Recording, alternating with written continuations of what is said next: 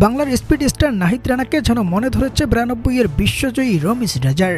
মিরপুর টেস্টের প্রতিটা ম্যাচেই তাই নাহিদের প্রশংসায় পাকিস্তানি এই ধারাভাষ্যকার। অন্যদিকে স্বদেশী সাবেক ক্রিকেটারের মুখে ভিনদেশি নাহিদের প্রশংসায় যেন মুখ লুকানোর মতো অবস্থা শাহিন শাহ আফ্রিদিদের। কারণ পেস অ্যাটাকে যে পাকিস্তান বিশ্বের নামকরা, সেই তাদেরই পেস বিভাগে ধারহীনতায় ভুগছে এখন দলটা। একজন নাহিদ রানার মতো বোলার যে এখন বড্ড প্রয়োজন পাক ক্রিকেটে। অবশ্য রমিজের বারবার নাহিদকে নিয়ে প্রশংসা করার মানেটাও বেশ স্পষ্ট। ঘন্টায় প্রতি ডেলিভারি 144 থেকে 48 কিলোমিটার বেগে করতে পারাটা কোনো চারটিখানি কথা নয়, যেখানে পাকিস্তানি এই সাবেক ক্রিকেটারের মতে নাহিদের এমন গতি আরও সমৃদ্ধ করে তুলবে বাংলার ক্রিকেটকে।